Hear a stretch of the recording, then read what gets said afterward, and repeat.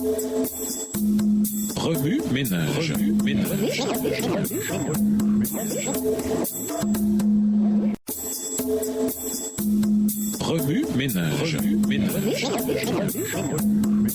Bienvenue dans votre émission. Remue ménage. Nous voilà à la leçon de mercredi. Invité, digne Jésus. Dans Apocalypse 5, versets 1 à 5, nous voyons à nouveau un trône. Un parchemin est présenté avec des écritures sur les deux faces. Il est scellé de 7 sceaux divins et personne dans le ciel ou sur la terre n'est assez digne pour briser les sceaux et l'ouvrir. Les êtres célestes tremblent. L'heure est grave. Aucun être angélique ne peut représenter l'humanité dans le jugement final de la terre. J'en pleure parce que personne ne peut ouvrir le rouleau ou même le regarder. C'est alors que l'un des anciens, l'un des rachetés de la terre, adresse des paroles d'encouragement au fidèle apôtre Jésus. L'agneau de Dieu est digne d'ouvrir le rouleau.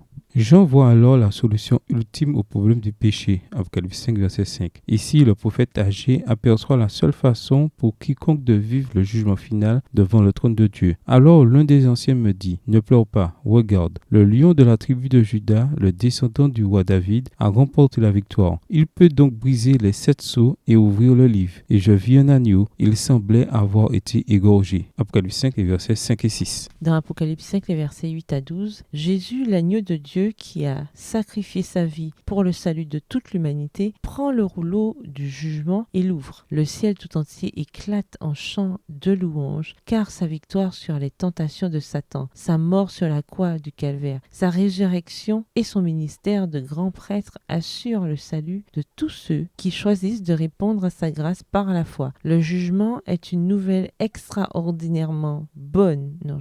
Le jugement est une nouvelle extraordinairement bonne pour le peuple de Dieu. Il annonce la fin du royaume du péché et la délivrance du peuple de Dieu. Alors que le jugement se déroule, Jésus prend notre défense. Sa vie parfaite et juste nous couvre. Sa justice agit en nous et fait de nous des êtres nouveaux. Sa grâce nous pardonne, nous transforme et nous donne les moyens de mener une vie pieuse. Y a-t-il quelque chose de plus encourageant que ça? Par conséquent, ne redoutons pas le jugement. Nous ne sommes pas seuls et les puissances du mal sont battues à plate couture. Le jugement est rendu en faveur du peuple de Dieu. Daniel 7, le verset 22. Le but du jugement n'est pas de découvrir à quel point nous sommes mauvais, mais de révéler à quel point Dieu est bon. Pensez aux paroles étonnantes de Paul dans Hébreux 7, verset 25, version du second. Il dit de Jésus, notre grand prêtre, c'est aussi pour cela qu'il peut sauver parfaitement ceux qui s'approchent de Dieu par lui. Sauver parfaitement. Le mot grec pour parfait signifie plein, complet, total. C'est Jésus qui nous sauve. Notre travail consiste à nous abandonner à lui et à nous réclamer de sa victoire. Notre confiance doit être en lui seul et non en nous-mêmes. Remue ménage, méditez de nouveau Daniel chapitre 7.